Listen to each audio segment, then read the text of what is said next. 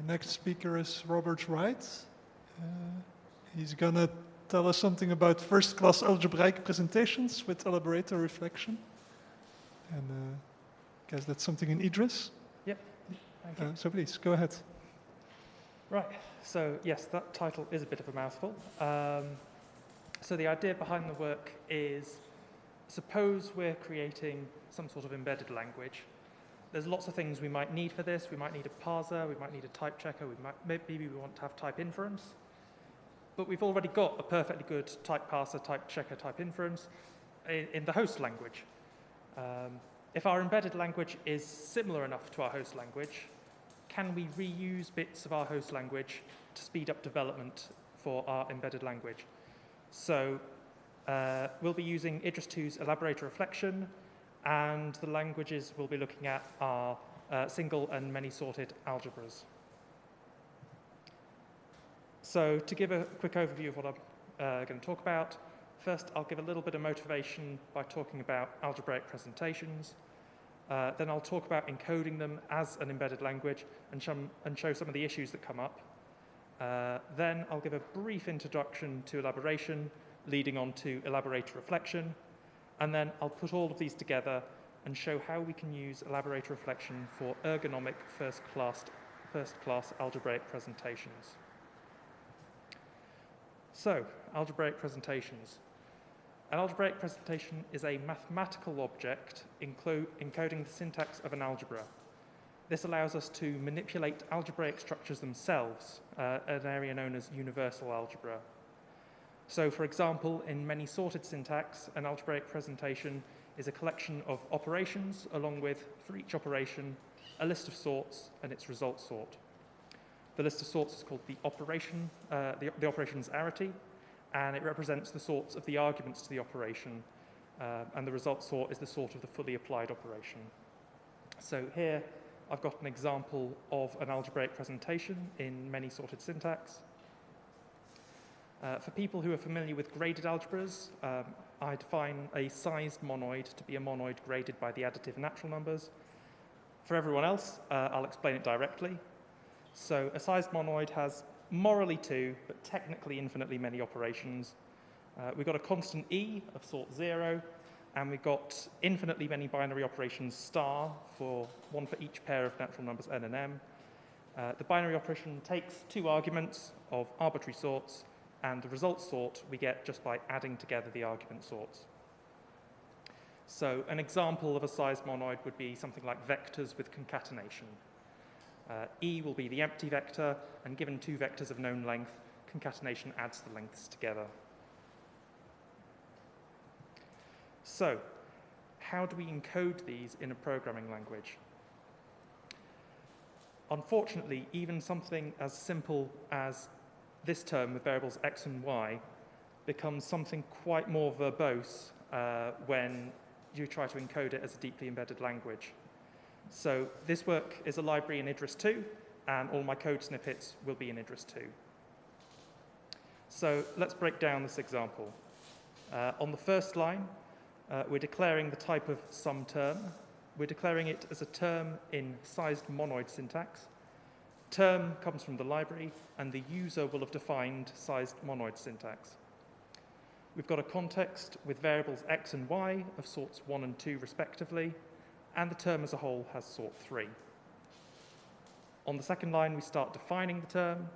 We're applying some operation to the variables, to 2 variables, but precisely what operation and which variables is not immediately obvious because we're using proofs that the operation and variables exist in scope instead of referring to them by name.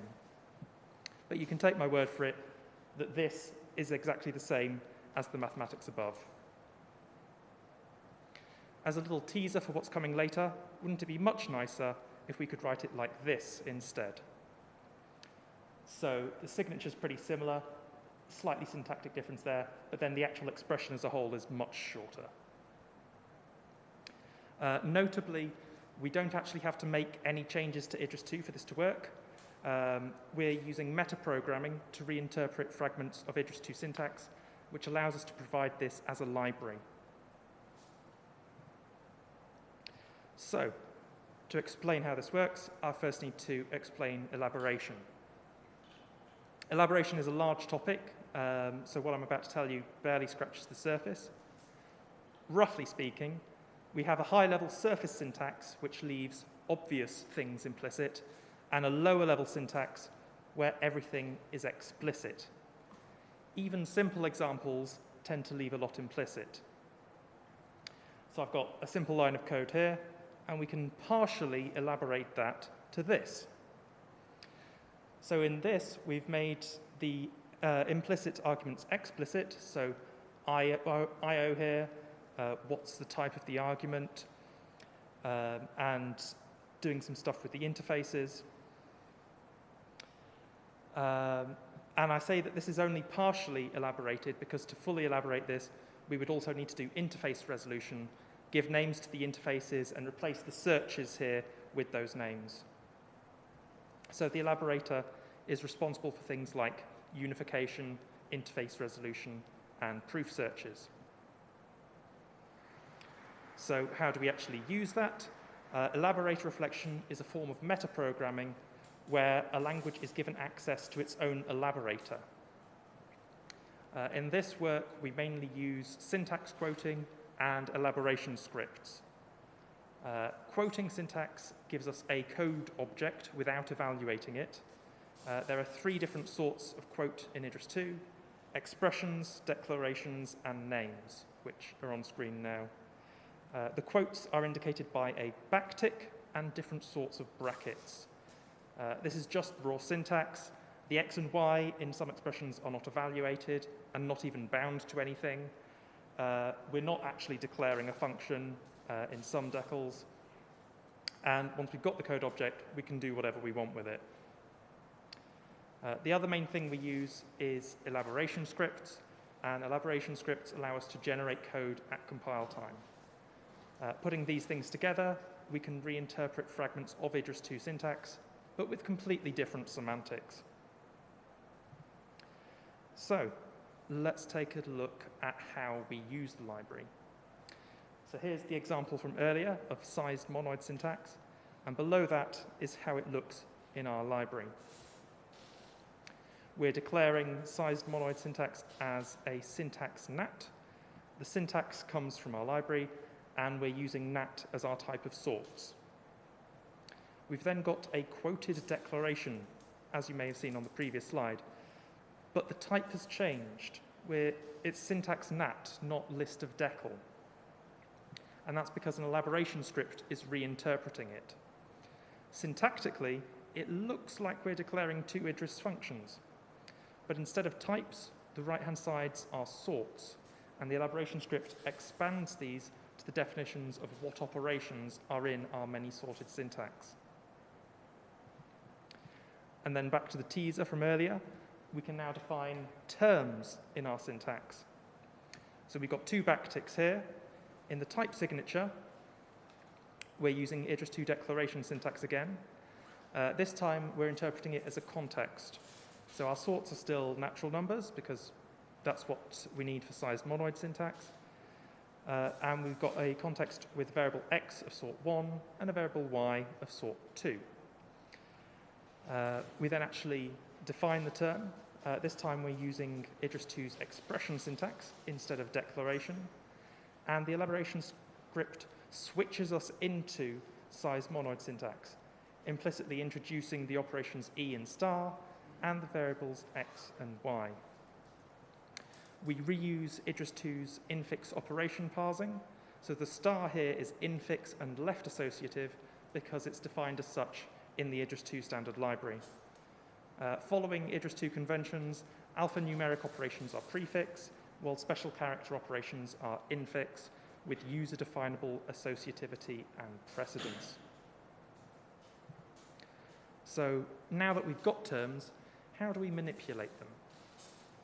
I define the notion of opening a syntax, analogously to Agda's opening of a module, and this creates Idris 2 level equivalents of the operations of a syntax. So if we run this elaboration script here, it'll generate functions of the following signatures. These are Idris 2 level functions now, not operations in a syntax. So the sorts have to be wrapped in some universe U, which converts the sorts into Idris2 types. I've got an example here of using this new star. So we've moved to the meta level of our syntax now.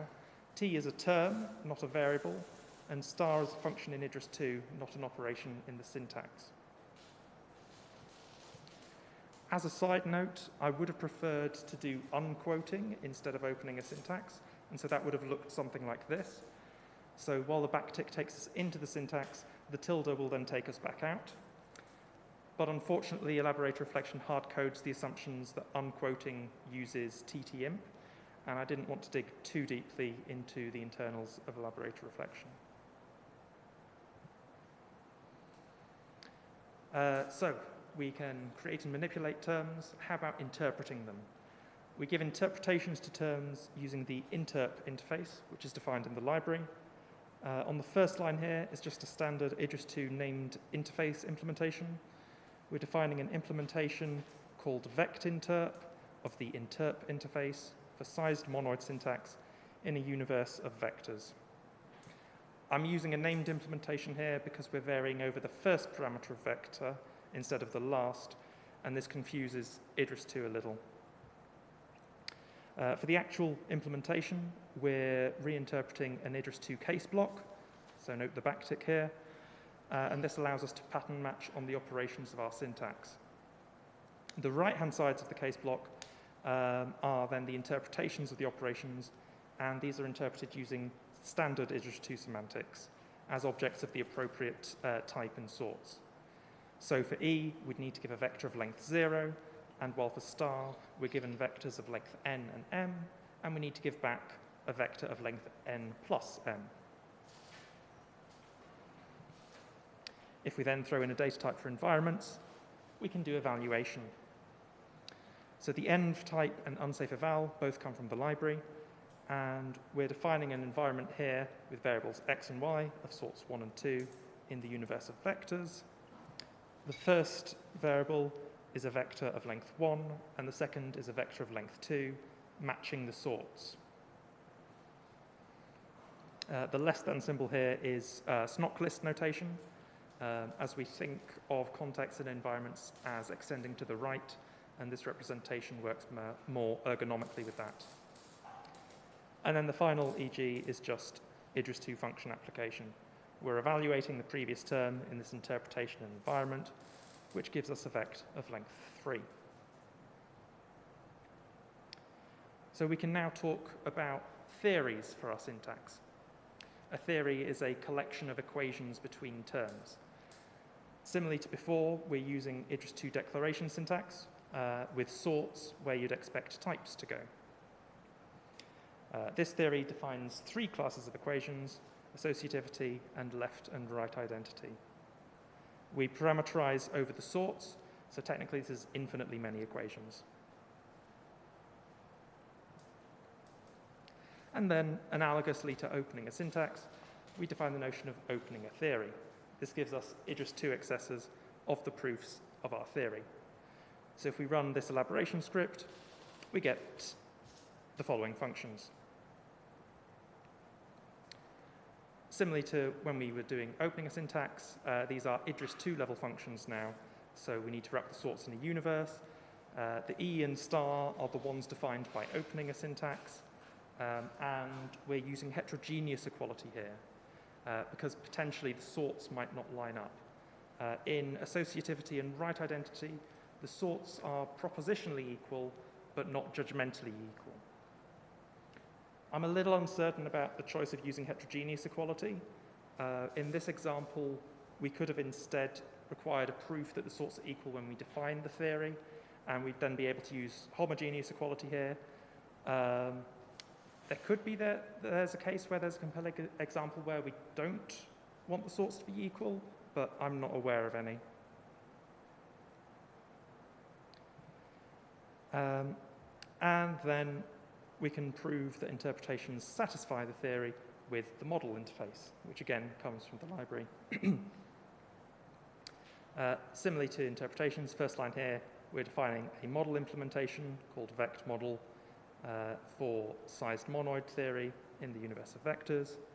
We provide the interpretation for the underlying syntax, and then prove that the interpretation satisfies the axioms of sized monoid theory using standard dependent type techniques. I've omitted the proofs here. As we're using heterogeneous equality, they're a little bit ugly, but they're not too much longer than the homogeneous equivalents. And then we can do evaluation in our model, safe in the knowledge that our operations satisfy the laws of our theory. So, summing all of that up, you can reinterpret fragments of your host syntax as syntax in your embedded language. You can use Elaborator reflection to do this and infer the obvious bits of your syntax, similarly to how elaboration infers the obvious bits of the host language.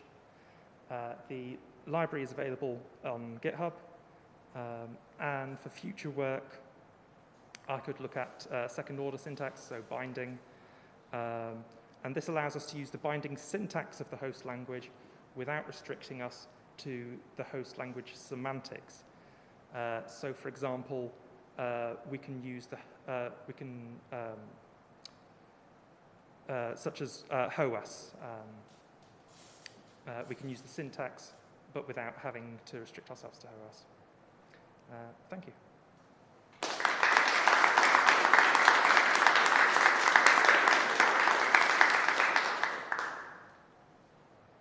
Thank you for the presentation. There's plenty of time for questions. So, once, yeah, please. Hello, Thomas Hansen from St. Andrews, sorry. So for the proofs that you're doing at the end, I was wondering, I don't know too much about the pre-order reasoning, but could you integrate, would it be possible to integrate it with pre-order reasoning to tidy up the proof terms, or does it only work for homogeneous equality? So the proofs are done just with standard dependent types.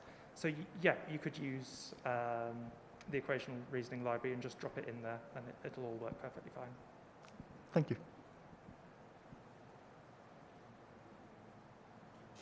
I have a question. So at some point you were quoting the syntax and you said, well, it doesn't even matter if these variables are in scope. Yep. So that means you really just get the raw syntax. And does it mean you have to do some kind of scope checking yourself on that syntax? Or what is the representation you get exactly there? So I have actually done the scope checking myself, but I could also, with a bit more work, kick that off to Elaborator reflection as well, and instead use proof search and ask the Elaborator to prove that the variable is in scope. And if it succeeds, I get the proof back, which I can then use to actually construct the object.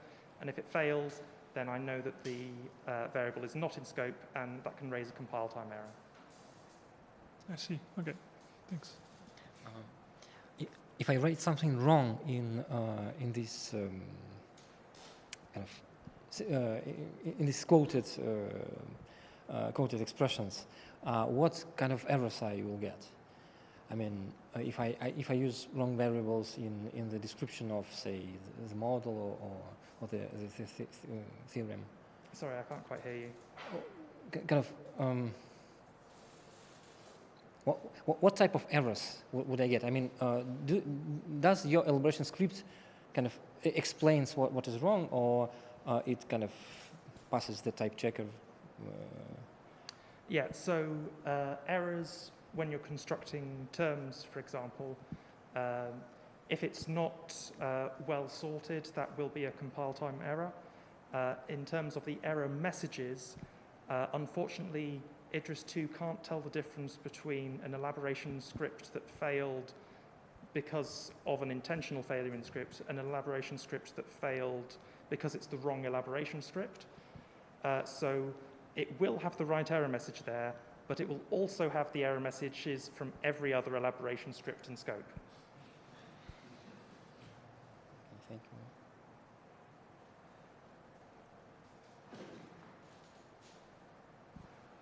Okay. No more questions? And let's thank the speaker again.